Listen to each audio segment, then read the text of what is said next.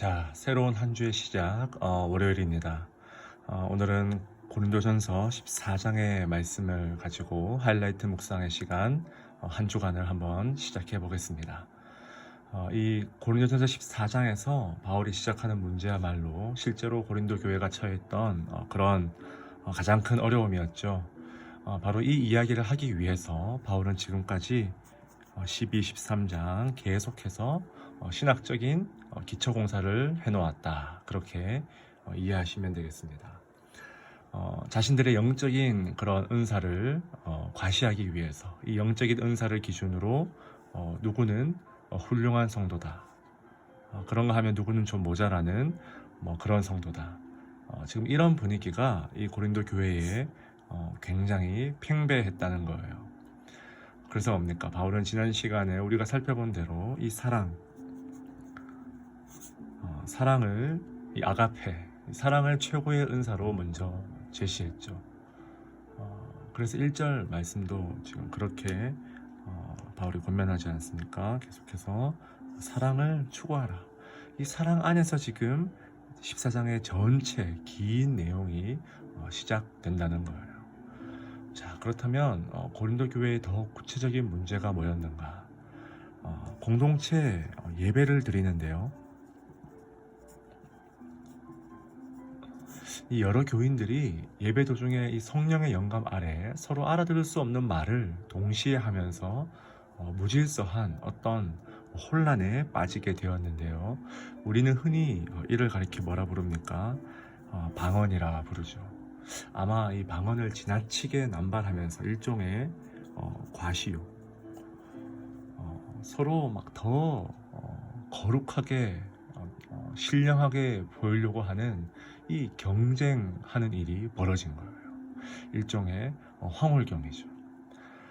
이 당시에 고린도라는 도시에 팽배했던 수많은 신전에서 실제로 벌어졌던 그런 황홀경적인 그런 엑스타시, 이런 분위기가 지금 고린도 교회 내에도 그대로 유입되었다는 거예요.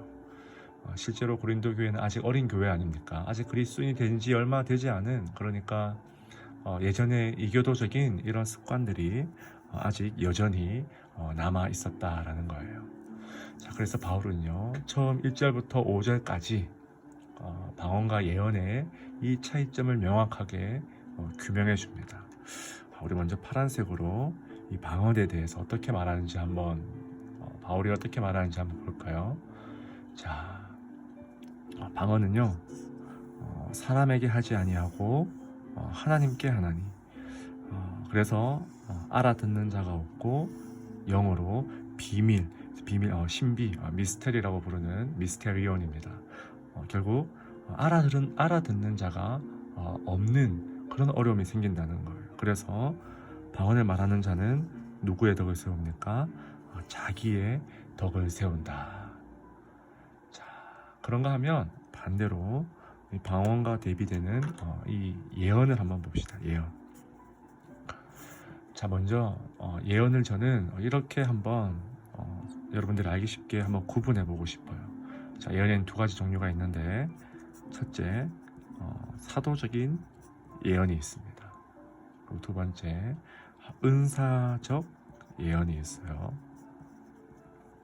자, 이 사도적 예언은요, 신약 시대의 사도들이 직접 성령을 통해서 영감을 받은 그런 예언이죠.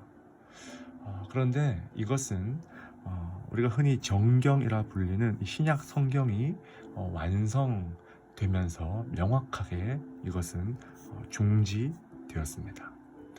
그 어떤 사람도 이제는 감히 예언이라는 이름으로 이 성경의, 이 정경의 권위에 버금가는 어떤 말도 이제 할 수가 없다는 거예요.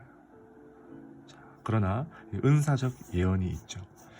저는 이것은 지금 이 시대에도 얼마든지 가능하며 우리가 이 예언의 유익을 누릴 수 있다고 저는 믿습니다. 교회에서 우리가 들을 수 있는 귀한 설교 말씀, 혹은 정말 이런 은사를 가진 자들을 통해서 하나님께서 특별히 일하시고 사용하시길 원하실 때 얼마든지 이런 은사는 지금도 이 은사적 예언은 가능하다는 거예요. 그런 면에서 저는 은사 중지론자가 아닙니다. 은사 지속론자인데요. 자, 그러나 중요한 것은 뭡니까? 이게 중요해요. 모든 은사적 예언은요, 철저하게 이 사도적 예언에 의해서 검증받아야 합니다. 이것이 중요합니다. 또한 더 심하게 말하면 통제받을 수 있어야 된다라는 거예요. 이 모든 은사적 예언은요, 사도적 예언의 권위 아래에 들어가 있어요. 검증받고 통제받아요. 이것이 굉장히 중요한 질서라는 거예요. 자, 이런 점에서 이런 기초적인 예비 지식을 가지고 봅시다. 자, 이런 점에서 예언은요, 방언과는 달리 예언하는 자는 사람에게 말한다. 그리고 방언과는 달리 사람에게 말하기 때문에 뭡니까? 덕을 세우며 권면하며 위로하는 것이다. 또 더 나아가 교회에 덕을 세운다.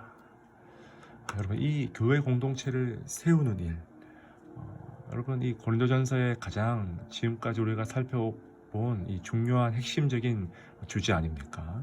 이 덕을 세운다 할 때 이 헬라어 단어 오이 코도메오라는 이 헬라어 단어는요, 이 13개의 바울 서신 중에서 압도적으로 고린도전서에서 많이 쓰였죠. 이 14장에서만 무려 4번이나 사용됩니다. 예언이 바로 이런 일을 하더라는 거예요. 그래서 바울이 뭐라 말합니까?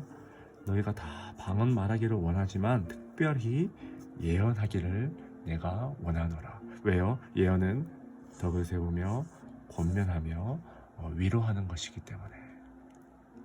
그래서요, 지금 예언과 이 방언의 가장 중요한 차이점으로 바울이 지금 무엇을 내세우고 있습니까? 다른 사람들이 알아들을 수 있는가, 알아들을 수 없는가. 이것이 지금 너무나 중요한 키워드라는 거예요. 방언은 일반적으로 알아들을 수가 없죠. 그래서 6절부터는요, 이해할 수 없는 소리를 내는 것이 얼마나 무의미한 것인지를 여러 가지 예를 들어서 바울이 지금 설명하고 있습니다. 피리, 거문고, 나팔 얘기도 하고요, 허공 얘기도 하고요, 소리, 외국인까지 바울이 지금 이런 얘기를 하고 있는 이유가 뭡니까? 이해할 수 없는 소리로 혼자 막 방언을 하는 것은요, 너 혼자 은혜 받았을지 모르겠지만 더 나아가 17절 말씀에서 뭐라고 말하냐면 이렇게 바울이 결론적으로 이야기합니다. 그러나 다른 사람은 이 덕세움, 오이코도메오, 이 덕세움을 받지 못하리라. 다시 한번 바울이 강조하죠. 이 덕세움, 이 교회를 세우는 것. 그래서 19절에 결론적으로 바울이 이렇게 권면합니다.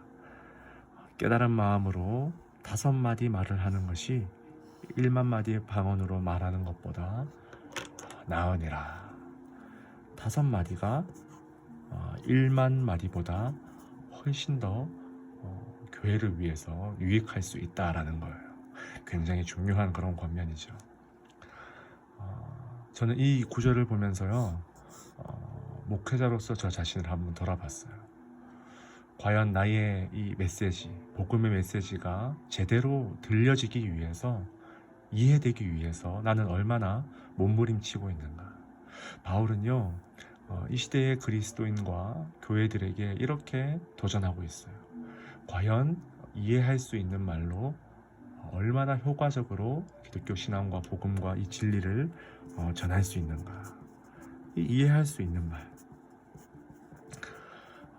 예수천당, 불신지옥을 1만 마디 외치고는 있는데 전혀 이해되지 않는, 최소한의 이 공감에 대한 노력도 없는 그런 모습으로 이 시대의 교회가, 저와 여러분이 비춰지지는 않냐는 거예요. 이것이 여러분 오늘날 우리 교회의 모습은 아닐까요? 자신들끼리는 막 열심히 막 부르짖고 외치는 것 같은데 이 세상을 향해서 들려지지가 않아요. 자신들의 덕을 세우고 있을지 모르겠지만 과연 이것이 얼마나 들리고 있는가. 단순히 여러분 이 방언이냐 예언이냐 지금 이런 이슈를 떠나서 바울이 만약에 같은 마음으로 이 시대의 교회들을 진단한다면 저는 바울이 이렇게 저희들을 도전할 것 같아요. 들려지기 위해서 들려지기 위해서 얼마나 우리는 몸부림치고 있는가. 팀 켈러 목사님도 강조하죠. 얼마나 이 시대의 문화를 이 시대의 교회들이 이해하고 있는가.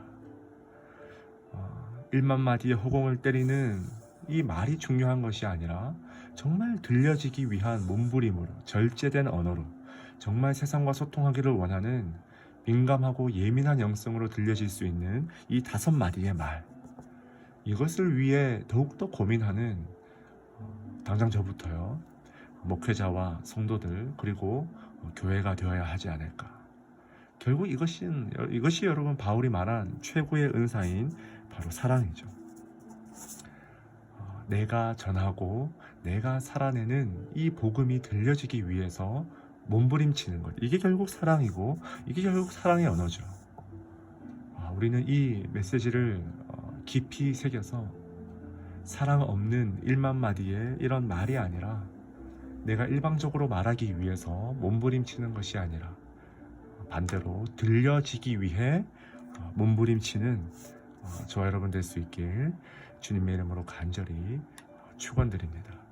우리 함께 이 말씀 가슴에 새기며 함께 기도하며 나아갑시다.